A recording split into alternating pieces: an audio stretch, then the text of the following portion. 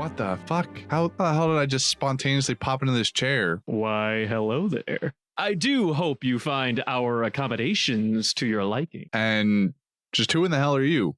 How did I get here? And why are you wearing nothing but a loincloth made of Mardi Gras beads? All excellent questions. This place here is a temple. This temple is a shrine to a power lost to the world of mortals. Actually, where I am was the one thing I really didn't ask you. What power, you must be wondering? Why, the power of immortality, of course. You have the power to give immortality. Certainly. You were chosen by a higher power to receive this occult gift, and I am the messenger here to bestow it upon you. Okay, but I really don't remember talking to anyone about this. Silence! Okay. Here, within this potion lies the mystical power that will grant you youth unending. It's got kind of a weird color to it, don't you think? Take it. Nah, I'm good. What? I just really don't want anything to do with that, frankly. I beg your pardon. Listen, buddy, let me ask you something. I might have mysteriously manifested in a strange mystic temple granting me a power beyond all conceivable logic, but there's no undo button once I drink that, right? Well, no. Why would you need an undo button? So, hypothetically, let's play this out. I drink this. I now live forever. Let's make the assumption that I enjoy my time being alive till the end of all mankind. I'm going to be honest. I kind of hate people, and the life I got today really tests my patience, but let's just roll with this. So one day, the earth is going to end, right? It'll be engulfed in flame. The sun, in fact. When that happens, I'm still going to live, right? Well, yeah, I guess so. Yeah, cool. So that sounds like absolute dog shit. I will not be participating in any of that torment in the future, but, thanks for the offer. I think we've made a serious miscalculation. You seriously didn't think about what comes after the planet dies and you have nowhere left to go? Dude, I was a bartender before I drank this shit, not a physicist. How was I supposed to know the sun was going to engulf the earth one day? I thought we were all just going to, vibe or whatever. Well, sounds like you better go and figure out if there's an undo button with the time you got left. I figure maybe you should have 1,000,000 years or so before the next ice age fucking wipes us all out. That's got to be enough time, right? If not, I suggest you invest in a really good sauna that'll last another good 1,000,000 years, because otherwise I hope you like it cold. Get out. Get the fuck out of my temple. Can I get one of those bead cloths, though, before I bounce? No, get the hell out. Okay. Sure. Fine. Whatever. But before you go, could I get you to read this for me? Fine. Come one, come all, for we here at Panda Sightings Co. LLC M.D.TM, I have discovered that what the world has been clamoring for, end hunger, we already did that. Go eat some grass, bozo. Eternal youth, what do you think this is, a fantasy world? And you're gonna go gallivanting into the sunset with your hot elf partner? Yawn. Anyone who's anyone knows that Drunkari are the superior high fantasy smoke shows. Go look that up and get you some culture. You must be thinking world peace is the only option left then. Wrong. How about I give you a piece of my mind instead, eh? What you've actually been begging for, whether you realize it or not, is forklift certifications, baby. I know it doesn't sound like what you might have hoped for, but I implore you. Imagine yourself sitting behind the wheel of a sleek, brand new EP Series Cat forklift, raising towards the heavens a glorious stack of charcoal gray cinder blocks. Feel yourself sink into the lovely leather seat, neither too firm nor too cushy. And that lumbar support, second to absolutely none, I tell you. Feels like I've got the back of my young, spry 23-year-old self again. Speaking of feeling young again, I watched this movie recently that dealt with the same idea. No, not forklifts, we're past that. I'm talking about being young again, my friends. Here, let me tell you about it. Death Becomes Her is a black comedy fantasy film that follows 3 characters in particular. No, it isn't. It is a comedy fantasy film. I don't know about a black comedy. Anyway, I'm reading this. Madeline, an actress in the process of fading from the public eye. Helen, an aspiring writer, possibly Madeline's only friend. And Ernest, famed plastic surgeon and Helen's fiance.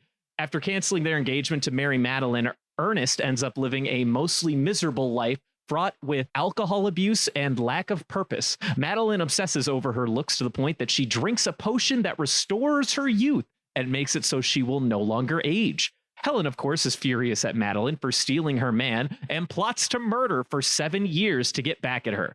Plans go awry for both women, and they end up dead. But not really, since they drank that mysterious potion. Now they must live with the consequences of their actions and try to piece their new eternal lives together one way or another. I just want to say this out the gate. The word black was written here. It should be dark. A dark comedy fantasy film. That's the words that we should be using here. I'm so sorry, Christian. How you doing, buddy? Well, I mean, it goes by multiple names. You can. Does it? It does. I'm pretty sure when you say it's a black comedy, you're probably talking about, like some fucking, maybe like the individuals in the movie maybe more so than what like it being a dark comedy. I don't know. Am I the wild one here? Maybe I'm the wild one here. I can assure you that if you Google the term black comedy, you will get not just films with black people in it. It is just dark comedy and black comedy are synonymous, just in that that they make light of subject matter that is generally not something you make light of, such as all right, I'll give you this one, but only because Wikipedia says that you're right. I'll give you that. Okay. More websites than just Wikipedia say I'm right, but I'll take that. As long as Wikipedia says it, it has to be true. Anyway, moving on. Fair enough. To answer your other question, I'm doing pretty good. You're doing pretty good? Good. I'm glad to hear it. We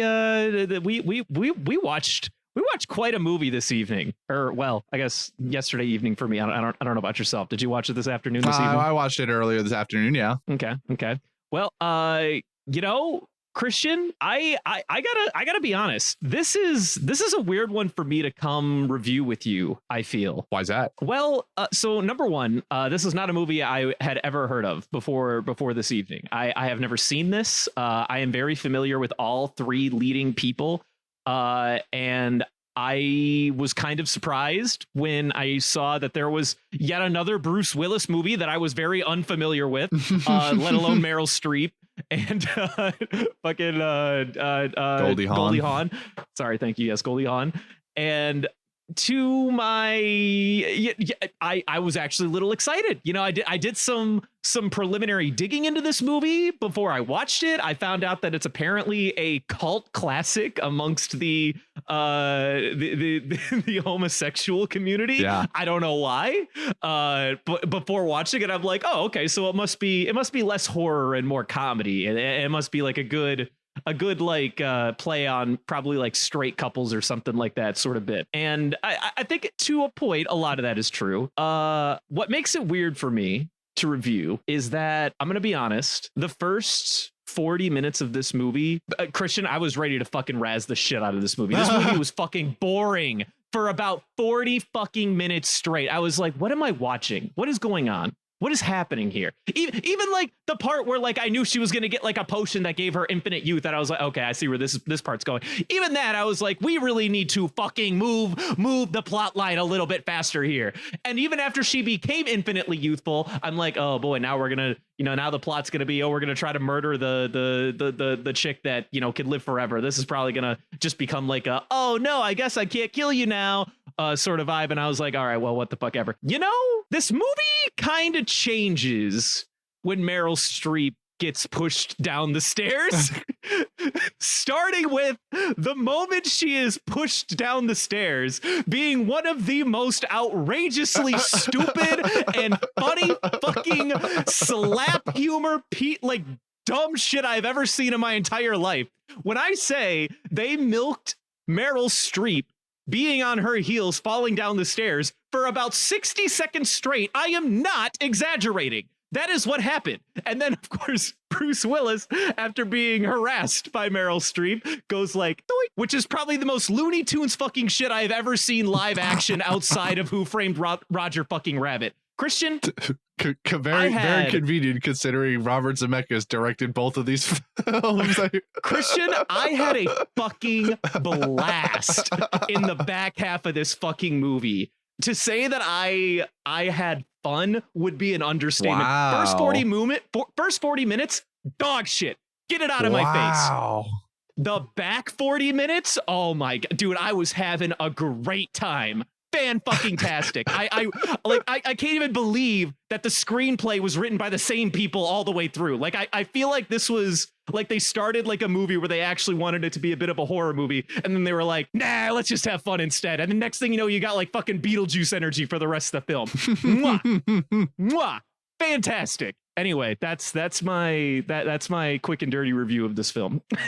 Wow, that was a roller coaster. Wow. I didn't know what to expect when you started taking that tone at the beginning of your review. I was like, oh boy, did he like not actually like this movie? Was that why it's going to be tough? Was it going to be tough because he likes these three individual actors and then this movie together made them not what he wanted? And then you come in here with that, and I'm like, oh, okay, so we're in here. Yeah, no, we're definitely in here. This movie fucking figured out what it was a little too late, but just with enough time for me to be like, okay, yeah, no, this is good. I like this. Oh man. Wow. Well, thank you for that. My own stance on this movie is that I do enjoy this film. I think that this is definitely good. I feel like I feel like I sit like right in the middle of you, where I'm like, I didn't outright hate the beginning of the movie like you did, but I feel like you enjoyed the back half of the movie far more than I did. I felt that the back, I agree with you that the back half is definitely the better part of the movie. And that once Meryl Streep quote unquote dies, that it's when it really kicks off.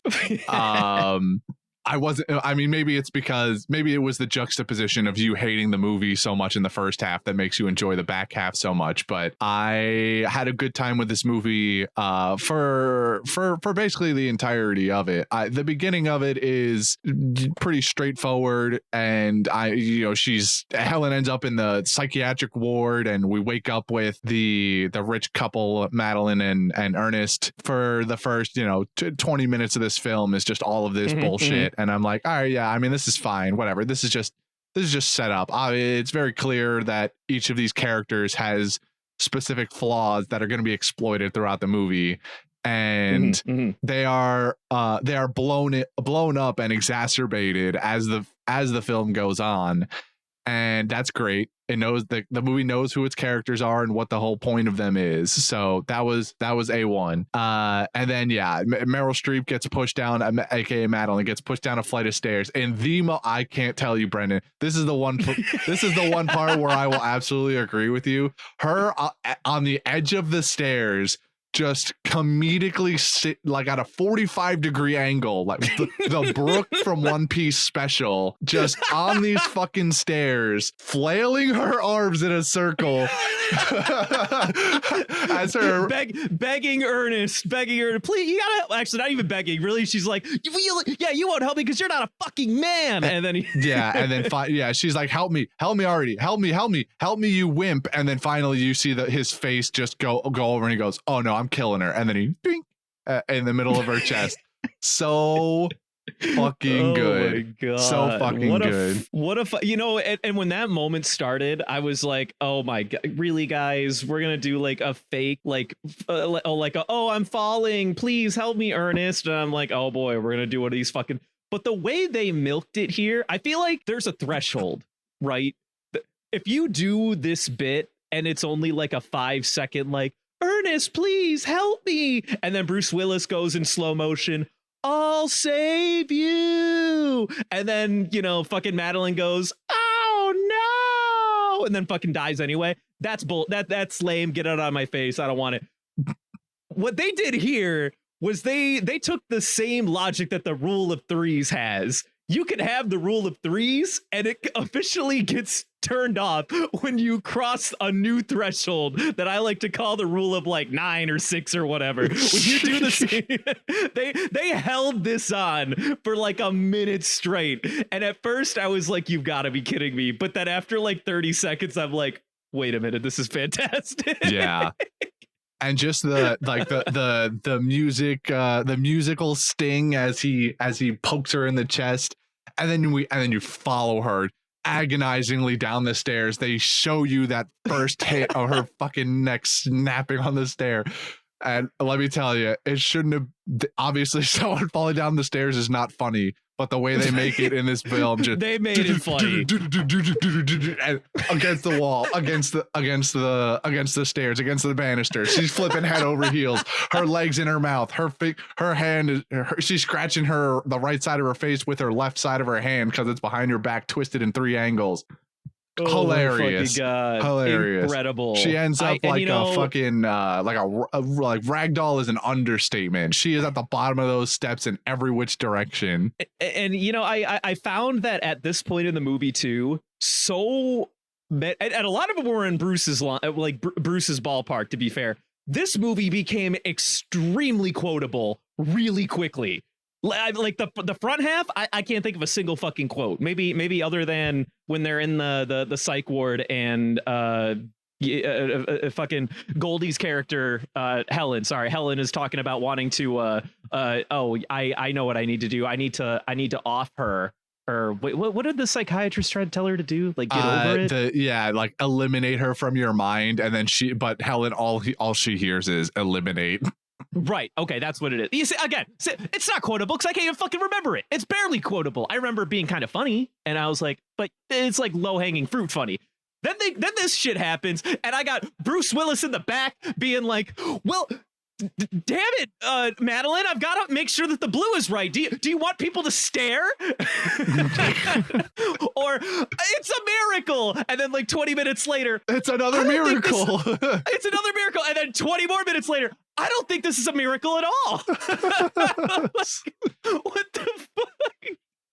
This movie went from like a fucking 2 to a 9 in the span of like 10 seconds. It was fantastic. I mean, even directly following that, we'll start rewinding to like the beginning of the movie and talk about it more in a second. But even immediately following that, where you have Bruce Willis, Ernest, on the phone with Helen, and in the background you just see Madeline crunching her body back into place, and she walks up with her head on backwards, and they have this is not like a 5-second thing where Ernest goes, hey, your head's on backwards, and she goes, oh, sorry, thanks, and then flips herself back around. They have a full conversation about fucking nothing, basically, as Ernest freaks out. And then finally she goes, one of them, Ernest says like, look at yourself right now. And she looks down and she goes, my ass, I can see my ass.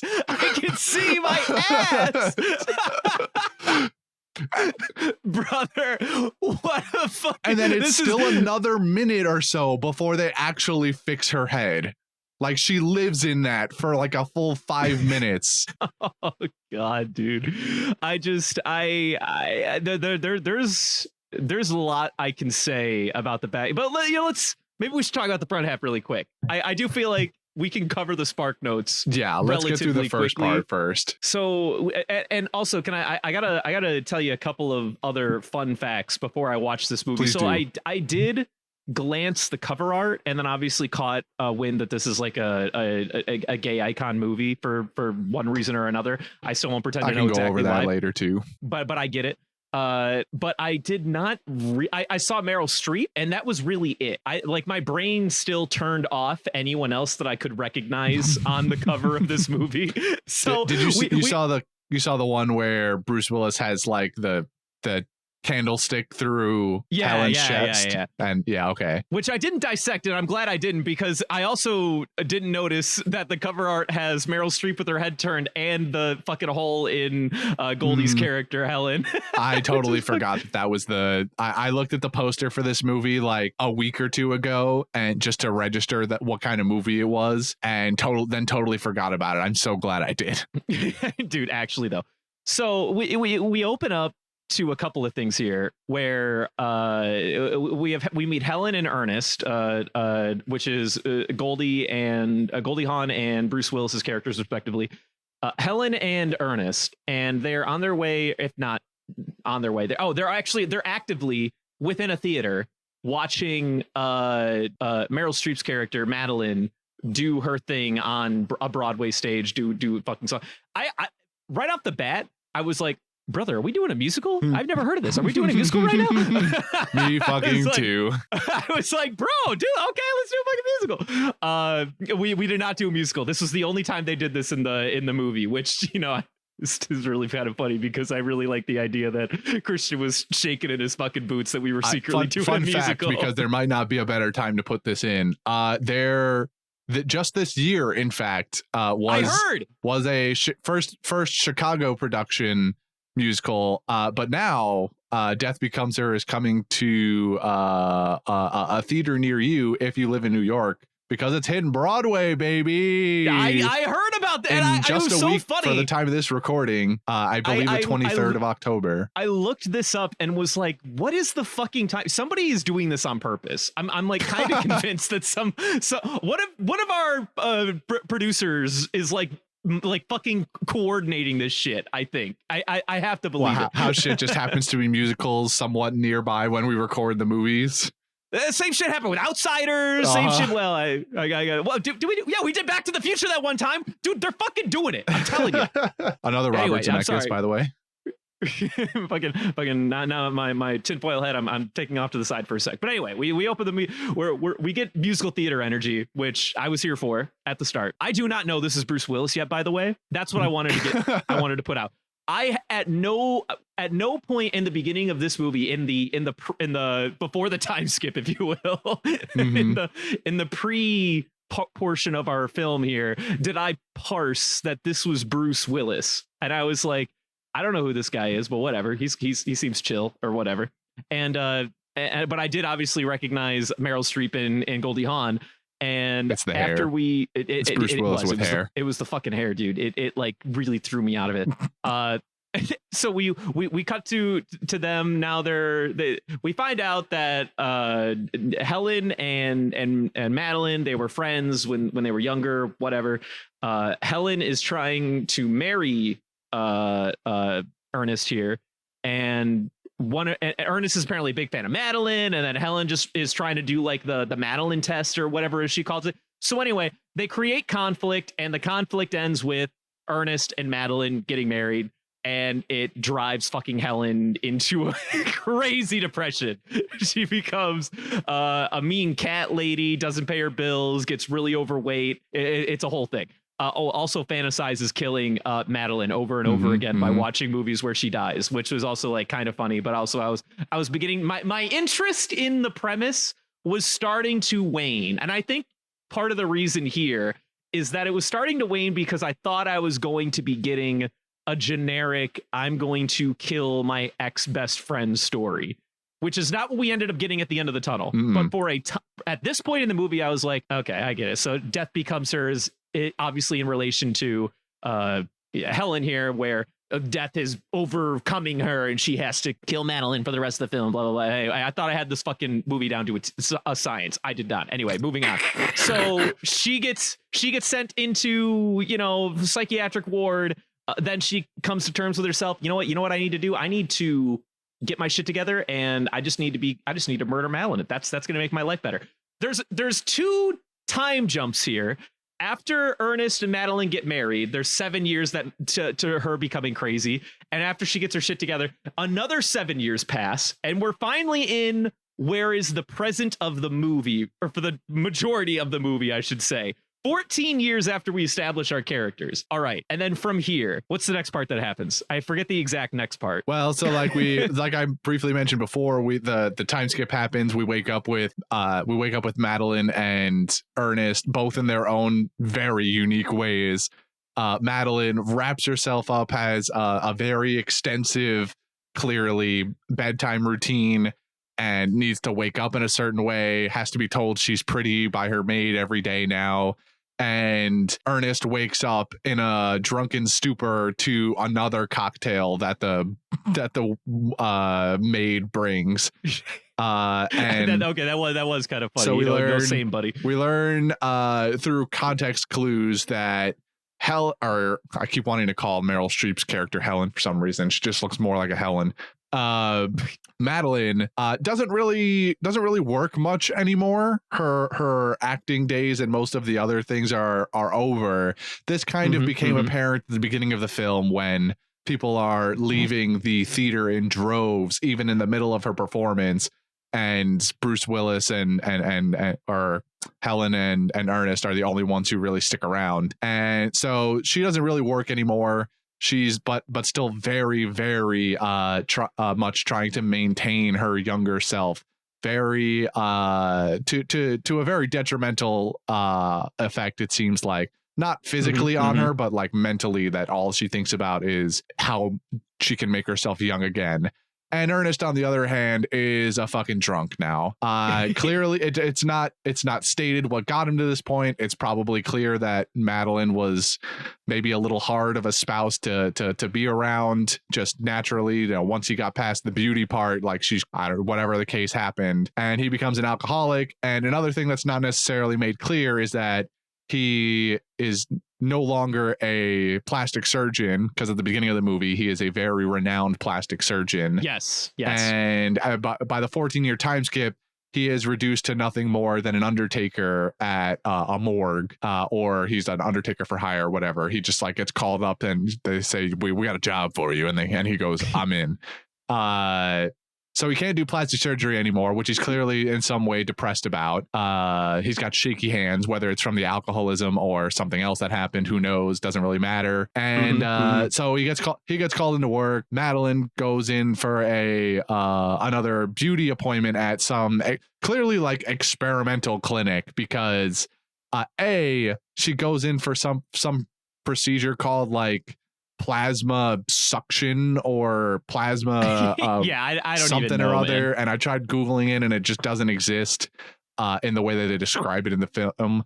But also there's a quick like 5-10 second shot that lingers on some dude on an inversion table who's hooked up to about 4 different tubes with various colored liquids in it, and I don't know what it was supposed to be, but clearly this place is not your average plastic surgery clinic or beauty whatever. No. So she is here. She's had some procedure. She's trying to do this because she gets an invite that morning from Helen to a book party, because she in that 7-year span where she gets out of the psychiatric ward, she has written some book or books and is now much more famous as a writer. And then, oh, excuse me, I'm so sorry. My throat. Then after I also think this is the part where Madeline's character gets the card for like from a guy who's like also very creepily came from behind the woman, by the way, just like fucking teleported.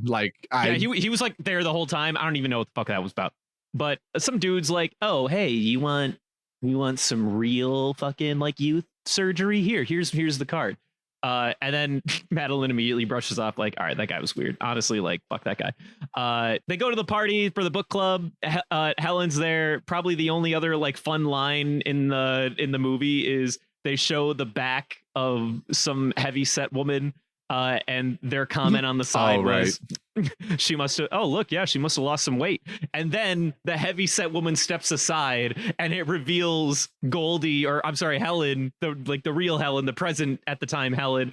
And then they're like a completely awe and aghast. They're like, oh shit, wait a minute. Yeah. She's hot. Yeah, now. She's a bombshell. And then this is when at this point I'm like, okay, so again, I'm still in like kind of they're losing me more and more as this plays out, because now I'm like, okay, so Helen lies to Madeline at one point and says like, I blame Ernest for everything, and then she puts Ernest aside and goes like, don't worry, Ernest, I blame Madeline for everything. And in my mind I'm like, okay, so she's setting both of these two up to kill them both. Okay, whatever, that's fine. I see where we're going next. And then we cut to I want to say this is when Madeline goes crazy, because they go home and she tries to sleep with her boy toy and the boy toy goes like, I've got company right now. And she's like, wow, you can't be fucking serious right now. And he's like, what do you want from me? Like, you're too old. Get out of my face. Actually, I think the line was, Can you at least lie to me faster? And then he was like, I'm trying. Yeah, this guy is clearly just like the boneheaded, like no brain cells dude, like you said, boy toy. And yeah, he's clearly got a woman over, and Madeline is just wants any excuse that's just like that just isn't him sleeping with some younger woman, but because that's exactly what's happening here, she's just like, fuck it, I can't, I just can't. I can't right now. And then this is when Madeline finally goes off the deep end. Also, like, damn near runs several people off the road in the middle of the rain. And then goes like, maybe I should go back to that place after all, the place with the youth surgery, and goes to this creepy castle. We at this point, I'm like, okay, we got the murder plot. I thought we were going down like a vampire, like sort of avenue here. Like maybe Madeline was going to be a vampire. I couldn't be more happy to be wrong. So they come out with this fucking potion that says it will make you eternally youthful. And, you know, Christian, I actually have a question because I think I still don't know the answer to this. Does the potion make you like permanently in the state you were at like the most youthful point in your life, but then also kill you? Or can you still die, but you maintain immortality and youth, but your physical body can die? So my understanding is essentially the latter of your statements, where I'm not necessarily, I don't know specifically when, like, the age or the physicalness that it reverts you to. It seems to just put you in this basically like adult-ish, like, if, well, we'll say for the sake of argument, like low to mid 30s. I don't know. Maybe there's there for these older characters anyway. Like these are characters that are in their 50s taking the potion, and it seemingly reverts them about 15 to 20 years. So who's to say how that would affect a younger person if a 20-year-old takes it? Like, do they just, you're locked in at 20 years old now, but you're locked in at 20. Who knows? So that part is slightly unclear, but it seems to be the case that once you're locked in, you drink the potion, you look younger now. Two things happen. One, you look younger, and two, you are now functionally immortal. Like you will just live. Your body means nothing, but the body can die. The physical body can die. So in this instant, like we have the woman, Lysel, whatever, however you're supposed to say her name. It's Lisle. The mysterious woman who gives Madeline the potion. And she claims she's 71, I think. And she's been doing this for who knows how long, a long enough time. But her body is not decaying. She looks fine. However, our two main characters in some way both die. Madeline and Helen. Madeline falling down a flight of stairs, and Helen getting fucking boomsticked with a double barrel shotgun. If the body takes what would normally be fatal damage, it seems to be the case that the body will continue to go into some form of decay, which is utterly horrifying. Yeah, it's like you can achieve necrosis, but you just live. Like you just stay alive. Yeah. Which is like, whoa. That's gotta sucks. Be I want the follow-up movie to this where, like, I don't know, 100 years has passed or something, or something maybe even more outrageous. 200, 300, 400 years has passed. I just want to know what they look like, what even constitutes living at that point, because if their body is decayed. It seems to decay at a slower rate, given that they still have physical forms 27 years later. Bodies obviously don't take 27 years to fully decompose. That'll happen much sooner than that. So after 27 years, they still have bodies to work with here, but they are clearly in disrepair, as evidenced again by the last 5 minutes of the movie. So I want to know what they look like so far into the future. Like, how do they what is the maintenance of their bodies look like anymore? Are they brooks? Are they just skeletons? It seems to be the case that wouldn't be because of everything that we saw already, but they can still but also they can do that thing where they like stick themselves back together and the bones just magically like reconnect in the tissue, like at the beginning of the movie where like her head's turned around and she's a ragdoll mess, but she just back into place. Like the rules at the end of the day are a little unclear, but functionally they are immortal. Yes. So, but I'm glad that I asked and that you displayed all of these factors so clearly, because these are the thoughts that I had really when I was done with the movie, because then I thought about it a little more and I'm like, I don't know if the potion just killed them, but they couldn't die, or if the potion gave them immortality, but their physical bodies had the ability to die and they did take fatal damage. They just fucking take it on the chin. Yeah, it's the second one. The potion does not kill them, as evidenced again by the slew of people that they have that party for that are seemingly all perfectly fine. Yeah, that's pretty true. It's pretty true. Which, by the way, they have like Andy Warhol, fucking Elvis Presley. I've got a list of people. There's not a lot. You got two of them. There's Elvis. There's Andy Warhol, who is accompanied by Marilyn Monroe. Oh, I didn't even notice Marilyn. Oh yeah, I mean, she was the one I noticed immediately. Andy Warhol is very iconic looking figure too, but then also apparently when I looked it up, James Dean and Jim Morrison are also in some way, shape, or form represented in that party as well. So oh wow, yeah, I don't know what those gentlemen look like. And for anyone who I don't know if you were wondering, like I was, when Liesl makes the quote, she like quotes one of her clients. She goes, as one of my clients says, I just want to be alone. I had to look that up. I had no idea who that was. I didn't know what that was about. Yeah. I found that most people generally settle on that being an actress by the name of Greta Garbo, a Swedish American actress named Greta Garbo. That's a line that she's famous for. I don't remember what it's from anymore.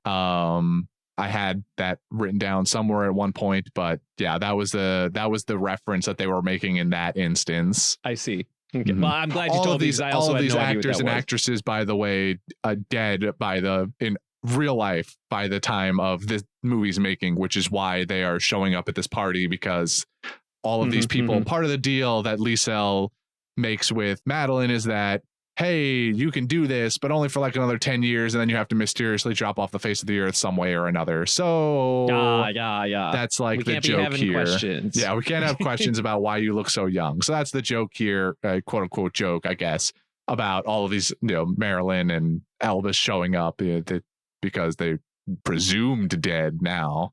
Dead. But really, so Christian, this is when the movie fucking changed for me. And it all started. It started with a line. It started with a zinger.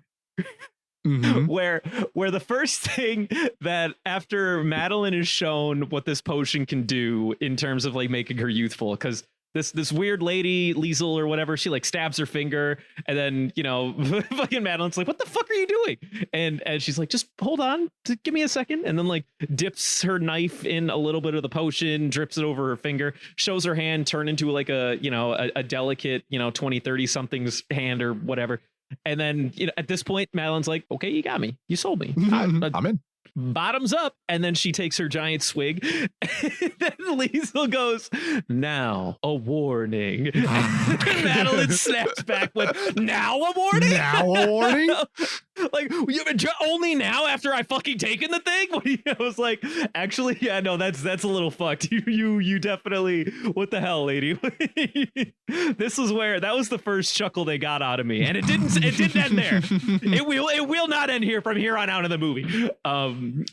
Then Madeline starts to, she goes into front of her mirror. Her face starts to. She's like disappointed. She's like, oh, I don't look super young yet. And then like her face turns super youthful. Then slowly but surely, one ass cheek at a time, it gets like fucking pulled up, tightened up. Her fucking breasts, her tits start like coming closer and firmer up to like the higher parts. And I'm just like, I have a fun fact for this. believe it or boy. not. So for that scene, they built. Please tell me somebody had like fishing line on her tits or something. No, maybe you might, be funny. as a fellow engineer, you might find this better. They created a pneumatic bra to push her tits up. That's amazing. But the way that it worked, and however it functioned, it did not push her breasts up in a way that they found to be a natural position, or as natural as possible. So they had to ditch the pneumatic bra, and instead they just had a dresser stand behind her in the shot and like push her breasts up from behind. And just pushed her and boobs just up. edited out whatever they needed to in case it showed in the shot. But I find the fact that their first instinct was to build a pneumatic bra to be way better. That's so good. It makes me wonder, because I didn't see any mention of what they do for her butt in that instance. I just wonder what they did for that instead. I want to know what they do to make that ass get so firm. Yeah. But anyway, this part of the movie, I'm like, oh boy, hang on, we might have something special here. they're really pulling me in now. And then we also get the Helen pleading to, in the time that Madeline goes and is like, doing her becoming youthful thing. Helen has gone to the mansion to plead with Ernest to lay out their murder plot, which was also a fucking banger flashback, because at one point she goes like, well, we're gonna knock her out, or maybe, I don't know if it was knock her out, or no, they were gonna drug her with they were gonna put like drugs on the wine glasses, invite everyone to dinner, then no matter what, she was gonna grab the one wine glass with the fucking narcotics in it, and then she was gonna be knocked out cold. Then they were gonna put her in a car to get ready to fucking throw her off a cliff, and then Helen goes like, and then we'll just make sure she looks like she drank a little bit before she went out there. And there's 42 bottles in the passenger seat. There's 40 fucking bottles of liquor, dude. And she's dumping it all over the car. It's like, what is going on? This is the best movie of all time ever made. Oh my god! All right, yeah. So then we get this like dream sequence of them like going through their plan of murdering Madeline, and Ernest is into this, by the way, because he's being treated like dog shit. By the way, well, he's like he's like into it, but then at the end he's like, wait, are we really gonna do murder here? But I mean, also he was like, I guess I don't know. Fine, he was on the fence maybe when Helen left, but I feel like if the going got rough. I just mean by like the end of the flashback, he's like, wait, we can't really go through with murder, can we? And then she's like, he like reasons with himself that it would be self-defense, and Helen's like gives him the doe eyes, and it's like, yeah, it'd be self-defense. And then he's like, I'm fucking in, dude. I'm all here. I'm all in.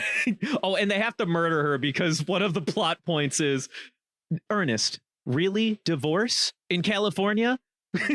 Yeah. That's exactly what she wants. I was like, yikes, that sounds like that might be too real. It's a real commentary there. There's some real fucking commentary on that one. But anyway, Helen leaves, then Madeline comes in, Ernest yells at her for a second, and then she's like, I'm too good for you, blah blah blah blah.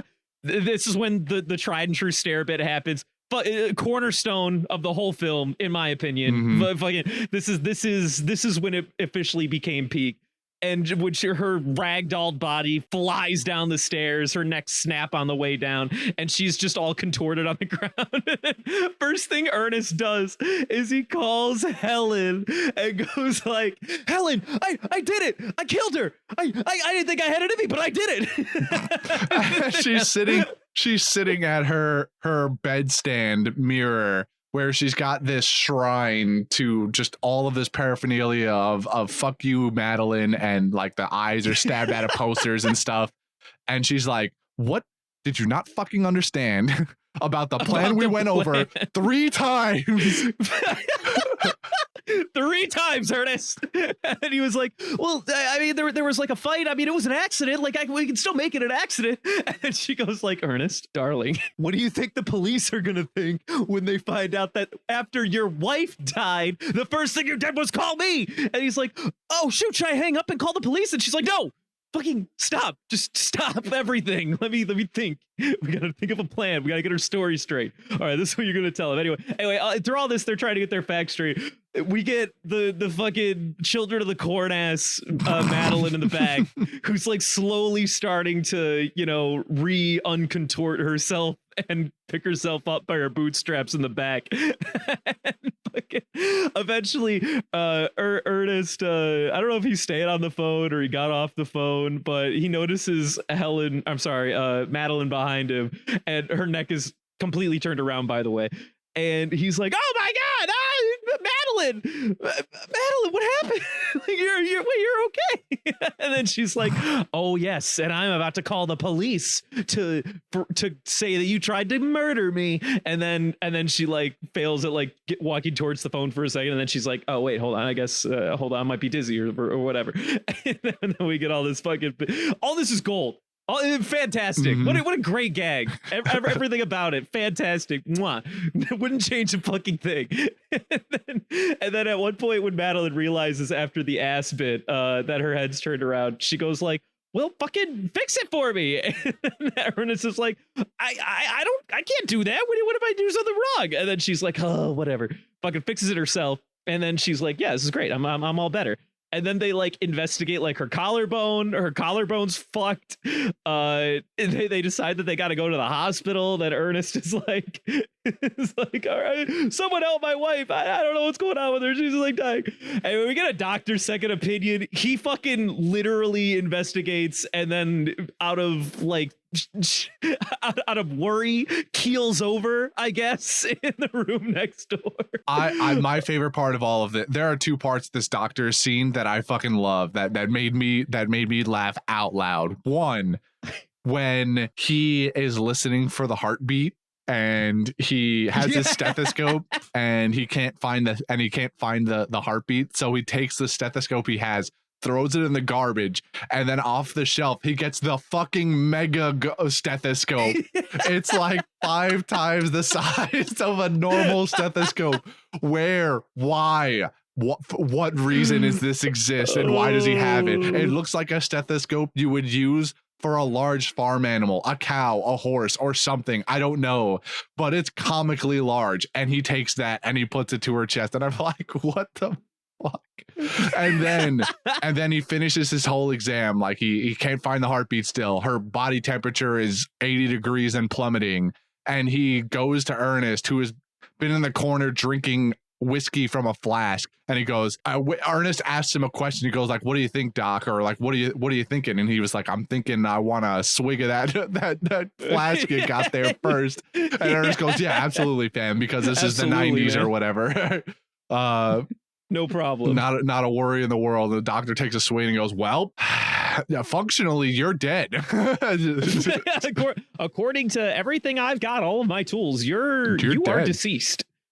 And then he stumbles out of the room and to go get a second opinion, and we never see that guy again. Well, until we see Ernest going by like, is there a doctor? I need a doctor. And then he finds where all the doctors are. They're in the room next door trying to bring back to life the original doctor that after he left, he just fucking keeled over in the room next door, I guess.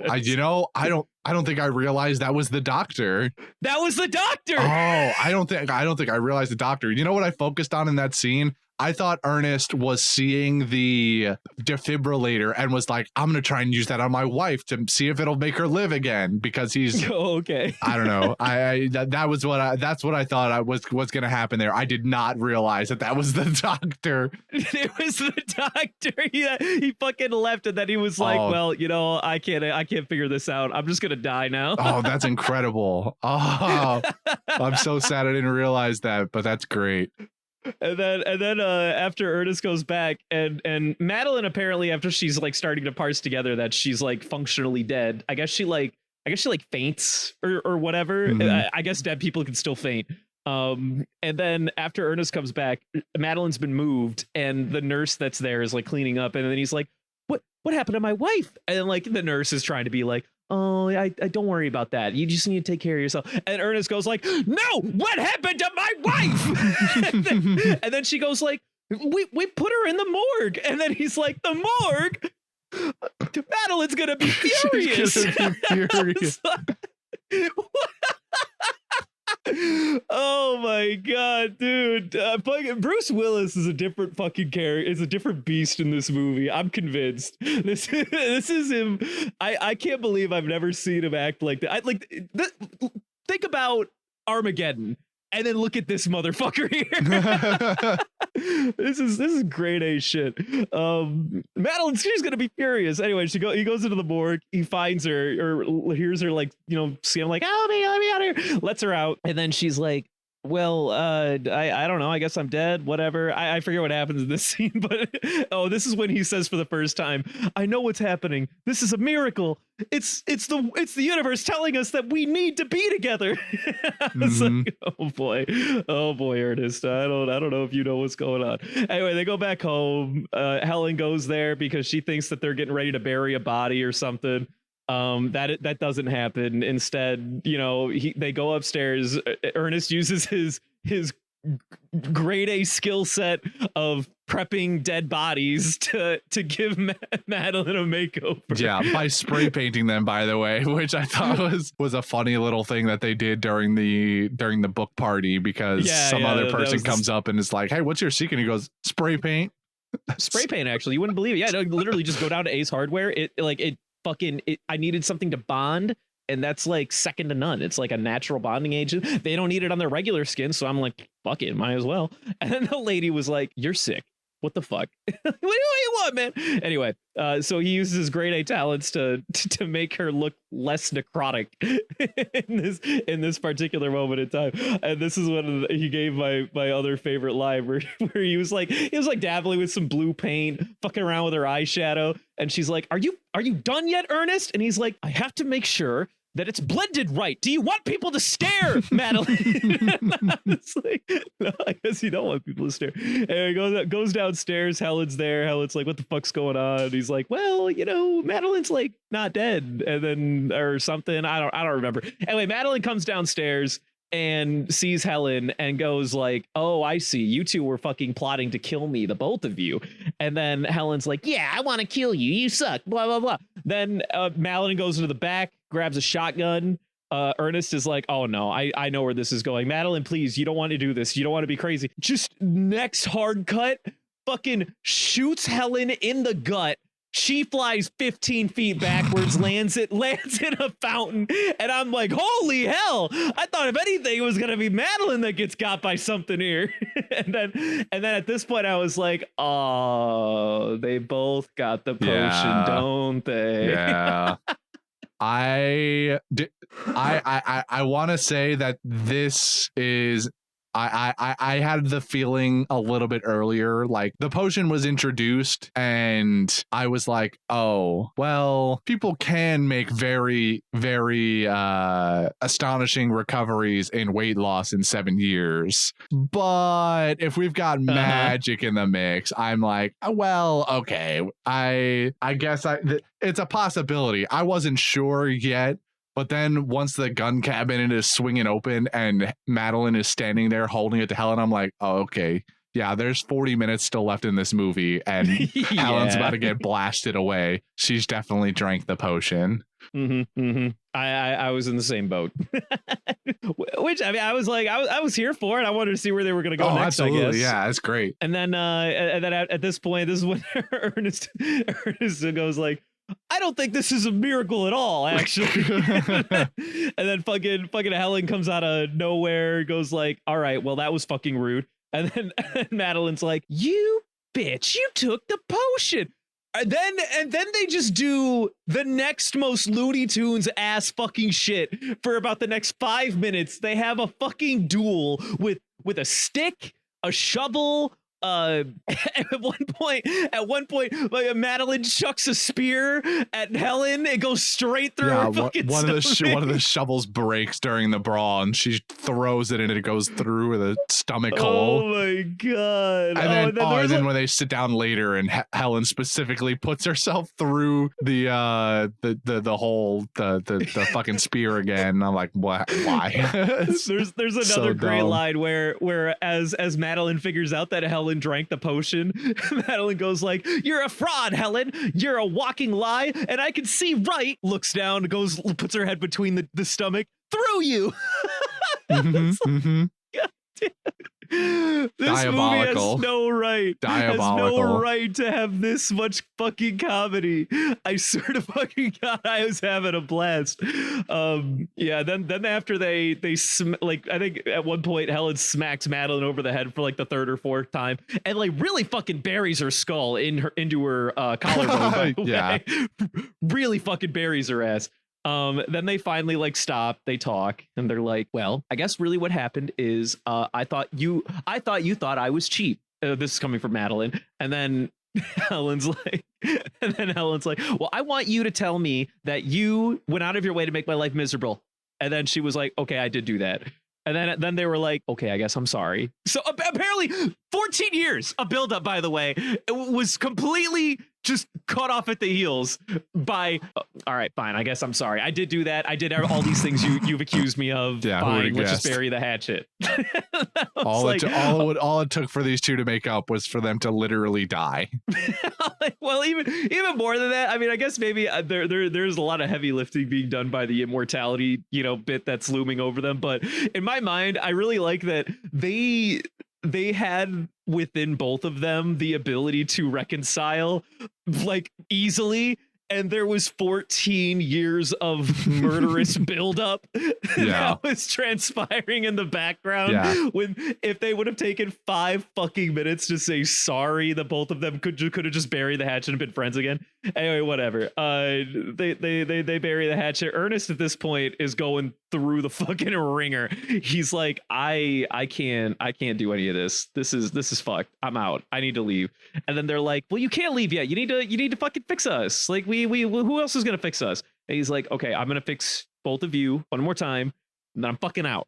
And then they're like, okay, deal. Then after they get fixed, they're like, they start conniving on the side. They're like, well, hold on, we're like dead but not, and we're gonna have problems again. Like we're gonna need somebody to keep patching us up. Like what the fuck? Like we can't let him go. and then they're deliberating. They're like, well, he's mortal though. Like what are we gonna? And then they're like, oh, we can kidnap him and make him drink another potion too, then he can fix us forever. I was like, oh my fucking God, what a movie. Ernest is upstairs, by the way, packing his shit.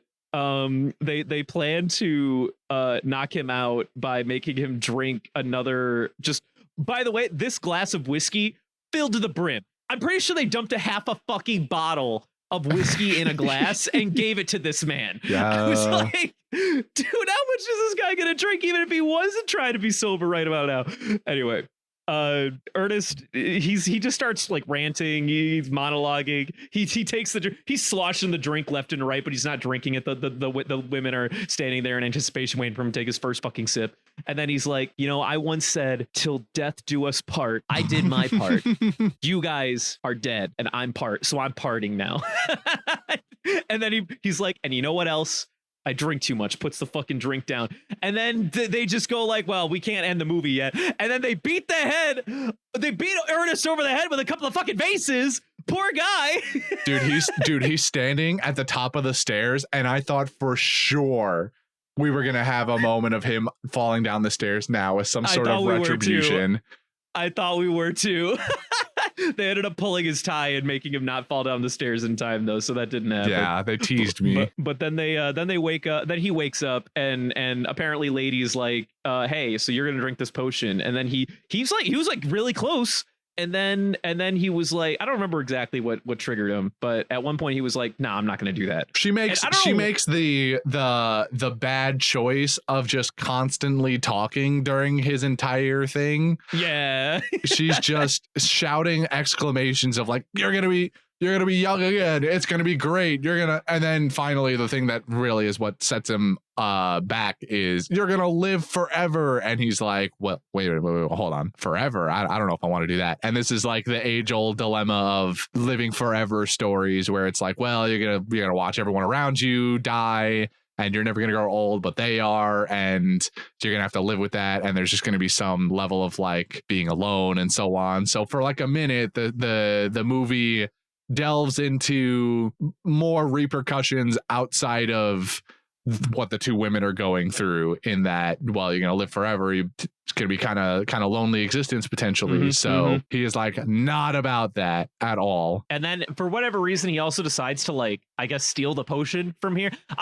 This is the part where I'm like, I don't know what he thought he was like accomplishing. Like, just like throw the potion at him and leave. Like, you don't need the potion at this point. Why are you taking it with you? Anyway, he takes the potion. He goes through like they're having a party. And Madeline and Helen are there in the back, and they're like, "Oh, it's Ernest, but he still looks old." And then they parse that he hasn't taken the potion, but then they also notice that he's still like fiddling with it in his hands. And they're like, "Oh, he still's got it. Oh boy!" And then they go through this like chase sequence. There's some dogs. It's a whole bit.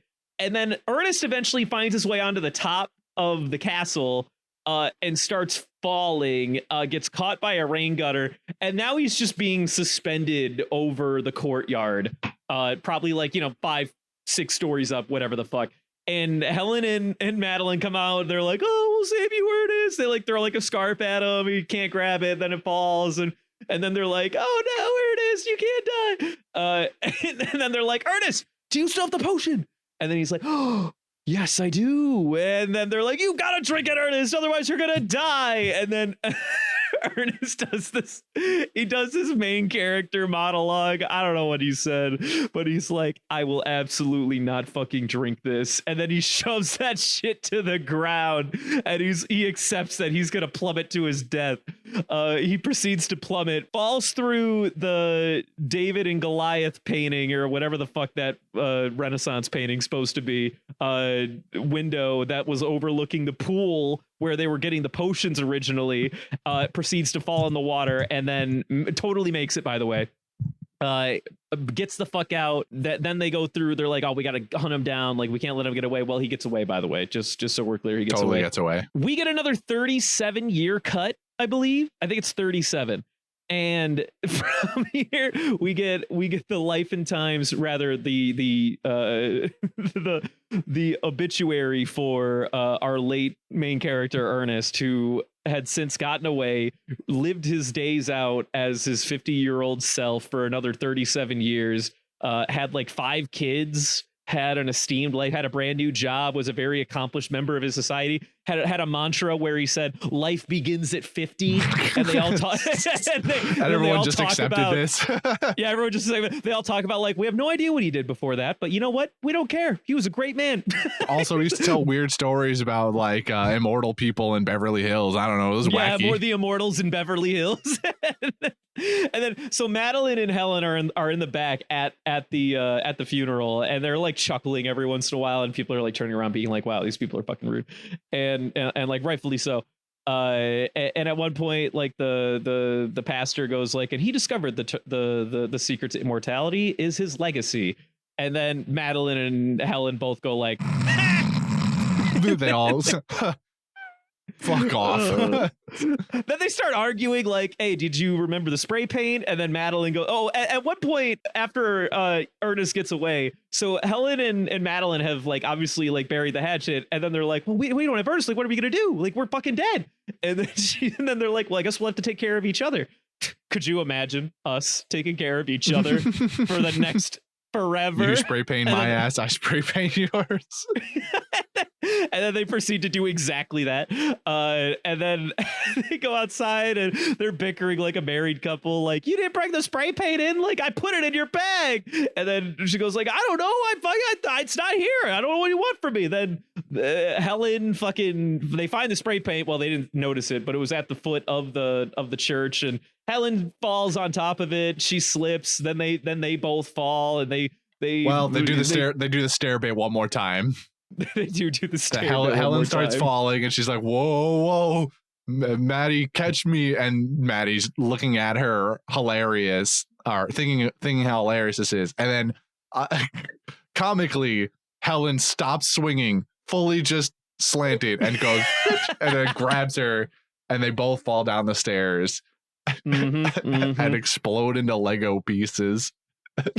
Oh my God. What a fucking, and that was the end of the movie. Holy fuck. Yeah. Also, I forgot another line from Ernest. You know, after fucking Helen got her chest shot out, Helen goes like, "Look at me, Ernest. Just look at me. I'm soaking wet." Yeah. Not paying no mind to the fucking holders. And then Ernest goes like, "And there seems to be something wrong with your blouse." Yeah. And then she realizes there's a hole in her stomach. Like, why would there be one before? Who knows? Oh, dude, I can't tell you how much I had a fucking blast with this movie in the back half. Holy shit. I'm laughing just reminding myself about the fucking absurdity, to be perfectly honest. I agree. It's definitely better, and I had a good time with the back half. I want to quickly, since we're at the ending of the film, this film actually went through a bunch of reshoots and re-edits in the last weeks of the production, like weeks, maybe even 1 week before it was supposed to premiere, because with test audiences, there were some things that they didn't like. But top of it all was the original ending of the movie. People just didn't really vibe with it for some reason. And I have the details of it. I also have details on some other scenes that were gotten rid of. Like there's more stuff where interactions between Ernest and Maddie, like when he's redressing her up for, you know, the blue eyes bit, and he's spray painting her body. There's also one or two more interaction, or a lengthier interaction between Madeline and Dakota, who is the boy toy guy. There's also, and this will factor into the later ending, there's a scene where Ernest goes to a bar and meets his friend Tony, who is a woman, Toni, it's spelled, and then like gets to chatting with her, and then there's stuff like that. So then later, the ending of the film, Ernest actually runs and gets Tony's help, like drives off, you know, like when he drives off after the party and he steals that person's sports car or whatever, goes and finds Tony. Tony helps him escape by like stealing the clothes off of some drunk dude at the bar. and so they swap the clothes, so they throw off the two women who are chasing. And then Ernest ends up living out the rest of his life with Tony. And the ending of the movie shows Madeline and Helen in some far off country, some European country, and they're looking at they look the same. They do not look ragged and like their bodies are dead and decaying. They look normal, like they're normal young selves, but they are sitting on some like hotel balcony, and they are overlooking an old couple in this courtyard or whatever it was. And you realize that it's actually Ernest and Tony, the old couple. They don't realize it. Helen and Madeline, that is, but you as the audience realize it because you see Ernest's young hand still. Wow. You see his still young hand holding Tony's hand, and Madeline specifically is like making fun of them. They're like, scoffing at them, like, look how pitiful it is that old people, we're never gonna get old, right, right, Helen? And then apparently Helen is supposed to be kind of rueful about, or regretful about this, and like looking down on the old couple, like, man, I kind of wish that I could be getting old because I don't want to spend eternity with this fucking with this woman. So apparently something about that people didn't like. Okay. I can kind of I feel like people probably didn't like it because the women didn't get any sort of, I guess, repercussions for effectively ruining Ernest's life all that time and then putting him through the ringer. And then they still get to come out the other side totally fine and with their eternally youthful positions. I feel like it's maybe more.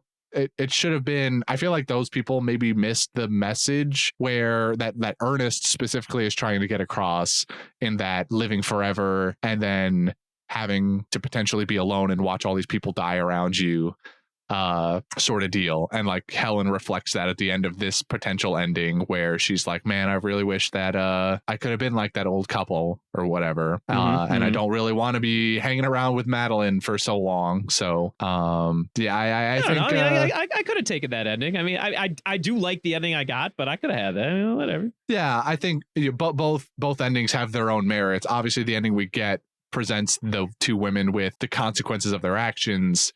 And so that brings about a much more direct, conclusive ending that is probably more palatable for a larger number of people. So I'm gonna hit you with the more obvious thing. It was the funny. It was also the funny. It was the funny. Them breaking up into Lego pieces was also the funny.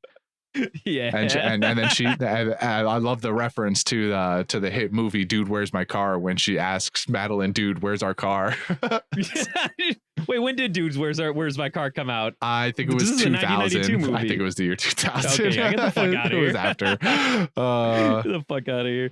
Yeah. Oh man, what a fucking film. Yeah. What an absolute. This movie did best finally in my mind when it stopped trying to be a sort of uncanny feely, like Uncanny Valley. That's what I'm trying to say. Uncanny Valley feeling with like a little bit of comedy thrown in, and they just went whole hog on the fucking gags. This movie was fucking pasta piece when they finally got when they went off. They got off, dude. Yeah. I'm gonna get I've got one other fun fact before I want to talk about a little bit about like the connection between this movie and the queer community, because I did also find that interesting as I looked up stuff for this movie. But before that, this movie actually the year 1992 won the Oscar for best visual effects in a movie. And I actually believe that. I do. Beating out, so I don't know if you saw this, but for the audience, beating out also equally maybe more popular films, the Batman Returns and the third in the Alien franchise. Okay, that's a little whack. I don't know if it should beat that. I didn't realize what its competition was. It's been like, Batman Returns, I can see. Batman Returns? I look, man, I'm just I don't know. Wait, which one is Batman Returns? That's not the one with Mr. Freeze, is it? Oh no, that's the Penguin one. So that's Danny DeVito and correct. I don't know. Okay, Michelle Pfeiffer. Yeah, with as Catwoman. I don't know, man. I'd have to see. I'd have to maybe see that one. I would have to rewatch it. Also, beating the Alien franchise is an interesting one. While people don't typically vibe with the third of the Alien movies, it is still a standout feature of those films that the aliens look really, really good, and so do typically the surrounding elements of the film. My favorite fun fact about that movie is there's a scene where Sigourney Weaver, after receiving the superpowers of the aliens or whatever the fuck, to prove that she now has like future sight of some kind or like a psychological sight, she has a basketball and she turns away from the basketball hoop and she throws it behind her head. Now, but mind you, the goal was to do this shot as many times as it took for her to did she nail it the first time? The very first take, she did it, nailed it. Christian, in the movie, because they couldn't even scrub this. One of the actors who couldn't fucking believe it and was so hyped, immediately turned back around with a PogChamp face, and they had to like cut away immediately so as not to like draw too much attention away, because they want to ruin the moment, because they didn't want to have to like reshoot the fucking shot. But it is the take that they used, and you can literally see one of the actors in the back turn around and be like, "No fucking way!" Oh man, I gotta rewatch that movie just to see this. Yeah, that's one of my favorite fun facts about that movie. Oh Incredible. man, that's nuts. Okay, so yes, as you brought up at the top of the episode, this movie has found a home in the queer community, because mostly for, I shouldn't even say mostly. It's entirely based off of the two women in this film. Meryl Streep and Goldie Hawn are in their own rights very accomplished actresses, but the characters that they play, Madeline and Helen respectively, just exude an energy that ended up resounding with a lot of people. There's the maybe more, I don't know if I want to call it surface level because that sounds bad, but the basic version of it is just that it's women being powerful and acting extremely feminine and in these roles where they can exert their influence or power that tends to reverberate not just with straight women, but also in the queer community. And it's also not even just restricted to women or feminine presenting people in the queer community, but also gay men, as I found out, tend to kind of relate to not specifically the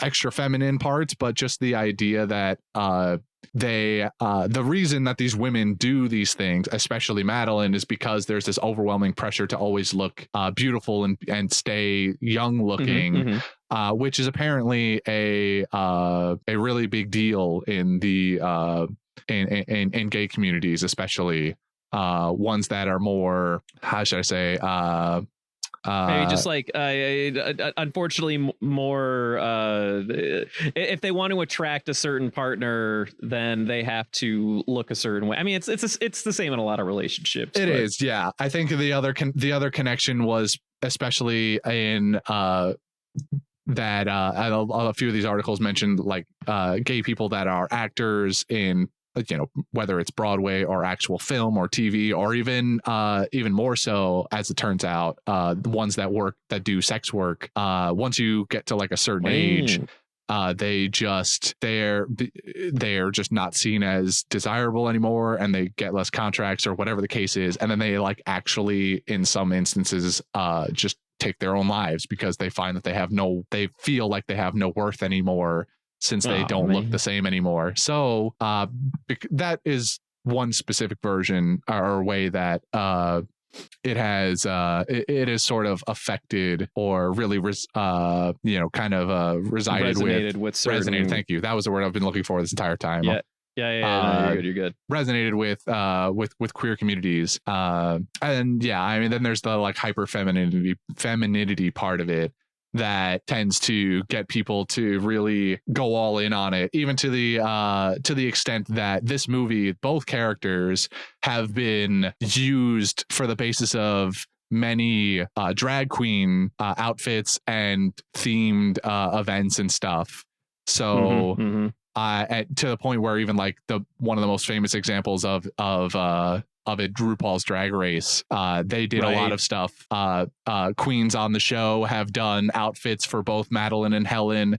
There was like specifically drag or Death Becomes Her drag themed I don't know how to call it, show, we'll say, and just all of these other things like that have over time just really sparked a lot of interest for these communities, and I thought that was pretty interesting. I love that. I really do. I didn't delve into it, but I had heard, or I'd read very quickly to get like, just like a brief synopsis of what I was in for, that this was a highly treasured film within the queer community, and after watching it, I do see it. I can understand why. I love that for them. I do not watch RuPaul's Drag Race. I'm not gonna pretend like I've never seen it, though. Let's be real. Let's be honest. But you know, I'm glad that films like these can provide a sense of comfort and inclusiveness to any marginalized group. And I had a great time as a straight man, is all I'm saying. So I think it's just a great movie. Yeah, it's great. And I enjoy that that there's many facets to this thing. I'll mention one. Oh, by the way, the drag show was called Drag Becomes Her. Great name. Drag Becomes Her. Love that. I also learned through the course of, and this is a little bit less specific to this film, that monster movies and kind of monster like monster and horror genre stuff has apparently found a lot of home with queer people also, in one way or another. Like, for instance, I found out that Frankenstein's director, I guess the original, I don't know which version, James Whale, whichever one he did, was a gay man, and that Mary Shelley was also a queer as well. So a queer was queer. Sorry. Sorry, no, that's my bad. But either way, who was the author of Frankenstein? For those uninitiated. So that's just one example. There are others apparently, but I found that to be a interesting tidbit as well. Incredible.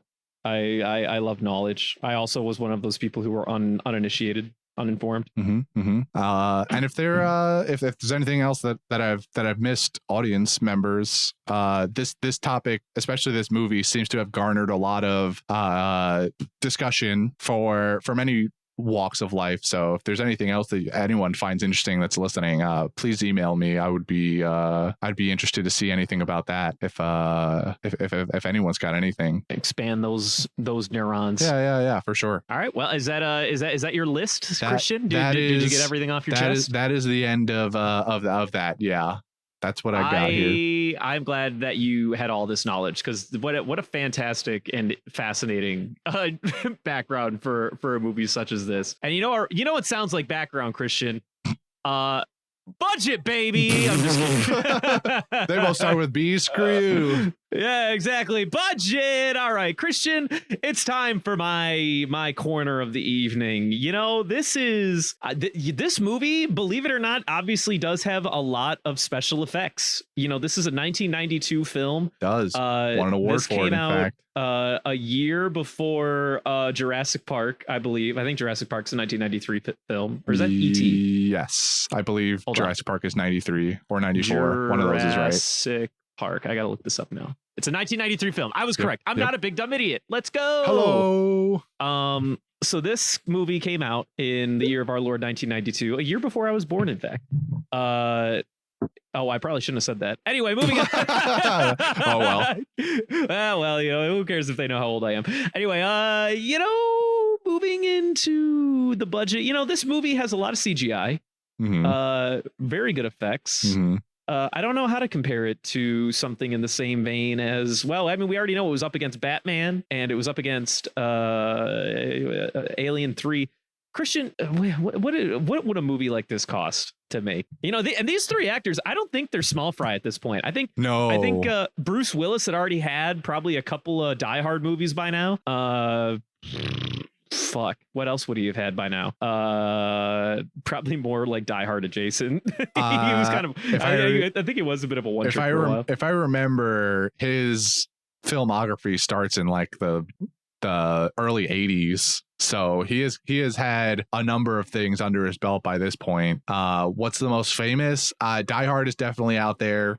Maybe the second one, I don't remember. But there's probably other things. Yes. So Meryl Streep and Goldie Hawn also by this point just, you know, have done plenty of things. Yes. So yes, by no means are these three actors small fry. They are well-known, well-established actors and actresses. Probably cost a decent amount of money to hire, even more money for a lot of the special effects that were done here. 5 minutes of backwards headed Meryl Streep is not going to be kind to your wallets, but really how unkind. How unkind, Christian? How unkind? I'm going to guess. Yes. This movie. I'm going to say this movie was like half a Scooby-Doo. Half a Scooby-Doo? Yeah, oh that's my gonna God. be that's gonna be my metric from now on. What? Okay, knowing that remind Scooby-Doo me. was like was it like 90 or something like that? I think. Okay. It was something like that. So I'm gonna say that this movie was about half a Scooby-Doo from the year 2002, and say it was about $45 million to make. Ooh, 45 million. Is that your? That's your my final lock answer, in. Christian? That's a locked in answer. All right. Well, without further ado, Christian, that was pretty close. It's 55, in fact. 55. That was a pretty good answer. That's a good answer. I'm gonna do this from now on. Everything's in Scooby-Doo. Everything just needs to be budgeted in terms of how expensive it is to be a Scooby-Doo. Oh boy, here we fucking go. All right, well, I hate that, but this is the world we live in. Christian, a movie like this. All right, so I don't know. This is so we're gonna do the box office next. Christian, what do you think this movie made at the box office? To break even, we know the rules. Got to double the budget, give or take, whatever. Was this movie good enough on its own merits to get like significant word of mouth, or did it just like ride the coattails of like well-named actors and actresses for a couple of like a few weeks? Maybe it flopped. I don't know. What do you think, buddy? So I'm going to preface this by saying that I don't know numbers, but right. During my investigation, especially into how the movie ended up resonating with the queer community so much, one article did mention that it did not do well, specifically on the U.S. side, the U.S. box office side, which does not necessarily mean that it was a total flop. Films can still do well internationally and make it worth the money. So that will influence me somewhat, knowing that it was a bit of a flop US wise. I would still be unfathomably surprised if this movie made less than the budget. That would be insane for the star cast. So I'm gonna say that this movie definitely made above 55 mil. Okay. Did it break 100? I think. That's what I'm asking you. I think I want to say yes, because 100 mil is a lot of money, but if I'm gonna go off of my own basis that this movie made more than 55 mil, I think I have to even bump it up there, because it's Bruce Willis and Meryl Streep and Goldie Hawn, man. I mean, come on. I'm just saying. I know obviously. there's been other movies that we've been like, well, surely, and then they just flop. Warrior, but. Don't worry. I'm gonna say this movie. I'll go with $115 million. 115 is Christian. Is that your final answer? I'm gonna say it's my final answer, because that's over double the budget of the film. Okay, so you think this movie, based off of your limited research, you think it essentially broke even? It did a little bit better than even, I think. Right. It made like a very minuscule amount of profit. It was nobody's slam dunk, but at least somebody. Maybe I'll say, well, it was 55. That's double to 110. I'll bump it up a little bit more to 125 instead. Okay, 125. Okay, so now we made. Okay, so we did make a little bit of money. We made a little bit of money. We made a little bit of money. All right, 125. Final answer. All right, this is his final answer. Christian, it does bring me some joy to tell you it absolutely made money. Oh, thank God. It made 149 million, buddy. Oh, okay. That's good money. Yeah, that's decent money. Yeah, it made like. It definitely wouldn't spawn an immediate sequel, obviously, since it doesn't have a sequel. That much is true. But hey, 149 million, that's nothing to sneeze at. That means it made even, plus like, a little like a little 39 off the top, a little 39 million off the top. That made somebody some money for sure. Yeah. And even despite the money, I would venture to guess that all three main actors probably had a good bit of fun making this movie. I would be shocked if they. So I did read that apparently Goldie Hawn and Meryl Streep. This was like their first like creative works together, and they became really good friends after this movie. Oh, I didn't read much about Bruce Willis, but I would be beside myself if that dude didn't have fun with this movie. His character was fucking hilarious, man. Yeah. I don't know how you channel that without having at least a little bit of fun. Yeah. And like this is coming off the coattails of like his second Die Hard movie or something. He was probably begging to do something dumb and fun. Just something so outside of what he normally does, like this hard ass action hero guy, yippee-ki-yay, and just like the total opposite of that. That's what I'm saying, man. So that's dude. good. 150 mil, basically. That's nice. That's good. I'm glad to hear that. All Very right. solid return. So all right. What time is it now, Christian? It is Letterboxd review time, baby. Yeah. That time of the night. And boy, man, people like this movie, Brendan. I believe it. People like this believe movie. it. I have faith. I'm gonna start us off at the top of the list with as I usually do, with the review on Letterboxd that garnered the most likes from other reviewers and Letterboxd goers. I can't wait. This film is looking camp right in the eye. That's it. Is that the end? That's it. Okay. To be fair, this is apparently, I had to look this up too, because I was like, this has got to be something like this is. I assume it's can't be, right? Well, yes, but this specifically, to give you backstory here, I had to do a lot of research when it comes to this episode. Boy. I don't know if I'm not this specific thing. I'm talking like the movie as a whole. Over the course of watching it and then researching, I was like, I had to do so much backstory. This is a reference to where'd my tab go? Did I lose the tab? Nope, there it is. To the 2019 Met Gala, where the theme of the Met Gala was camp, and then there was some kind of subtext. But specifically, this is a reference to a tweet by someone named Carly Kloss.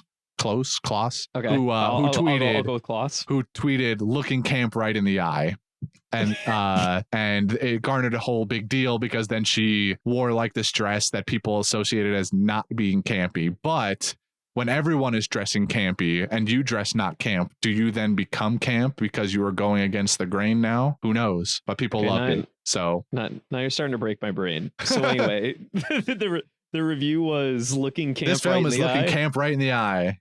Okay, incredible. I'm gonna go with 4.5. You were very close. It was just 4 stars. Damn it. Okay.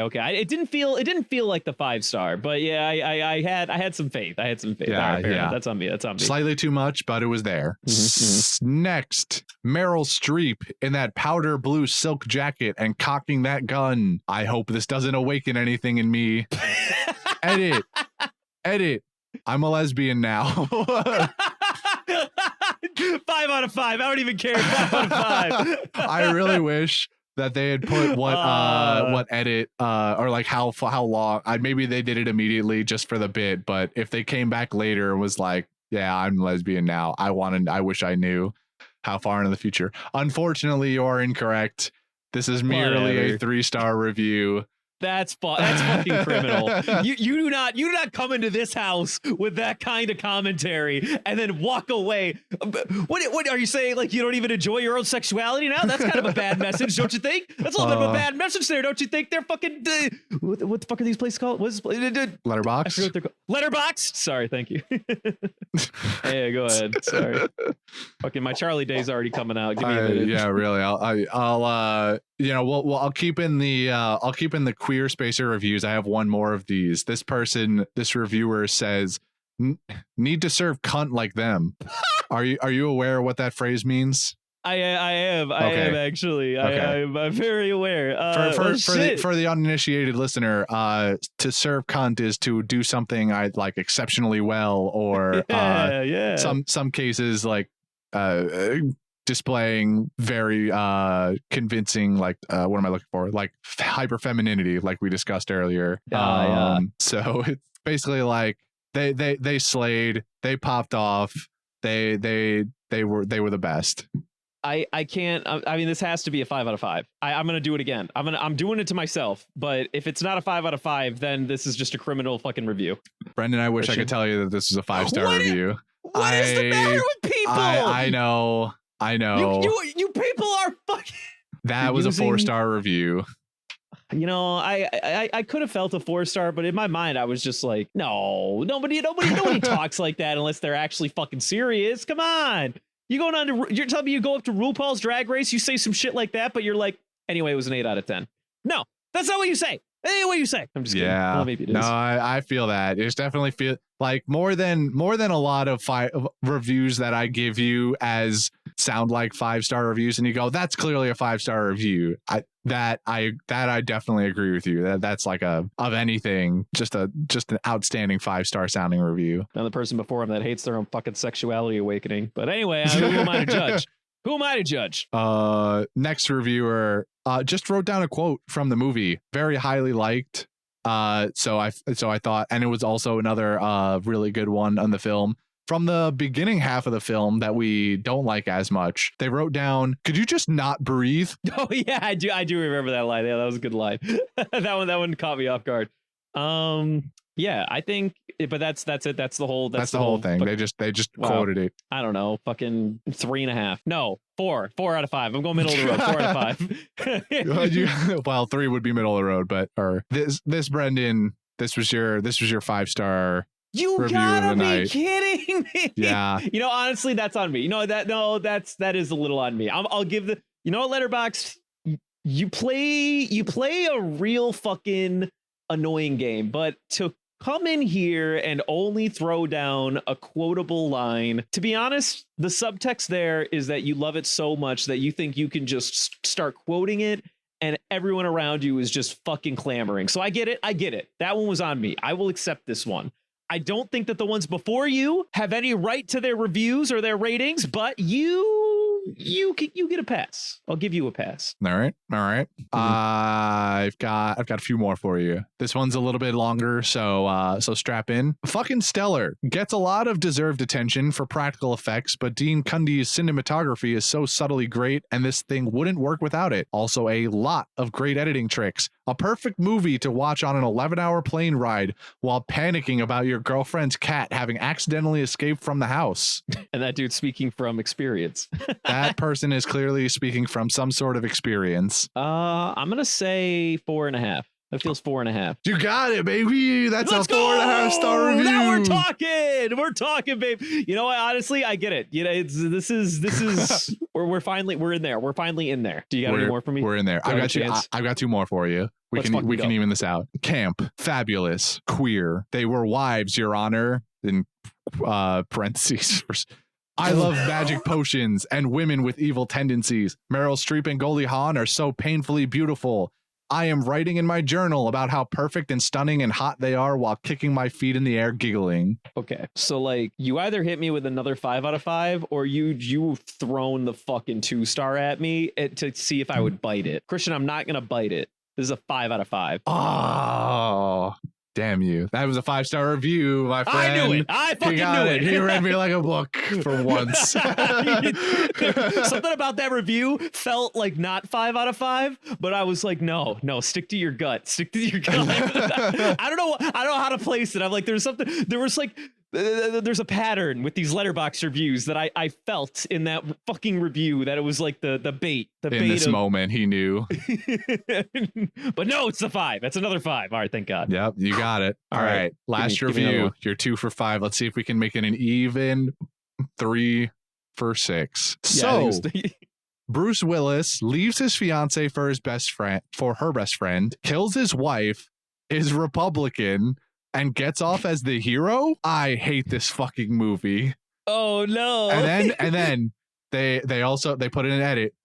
So that review was made in 2020. Revisiting this review on 9/6/2024, September 6th, 2024, they said, am I stupid? And that's it. That's their edit. Oh shoot. I don't know how I feel about that direction of that edit there.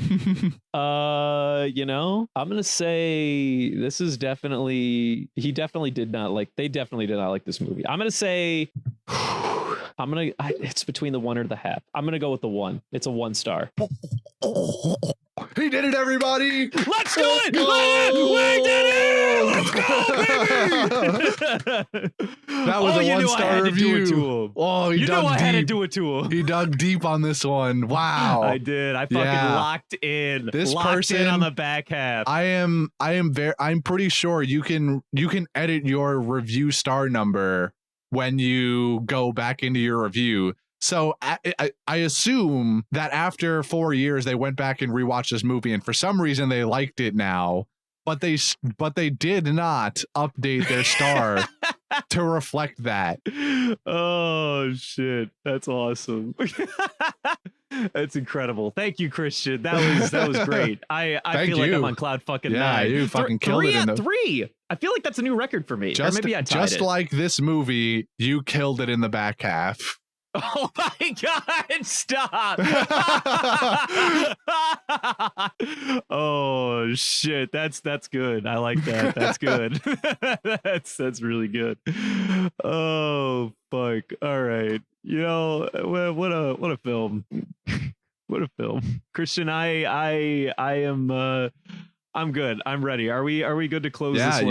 You wanna take us out of here? Yeah, sure. If you like what you heard this evening, you can follow us on Twitter at pandasightings@gmail. I'm sorry, at pandasightings. If you want to email us, you can email us at pandasightings@gmail.com. Sorry, I'm like in a fog. I can't believe I fucking this man fucking stunlocked me. Anyway, we also have a Discord that you can reach out to us directly.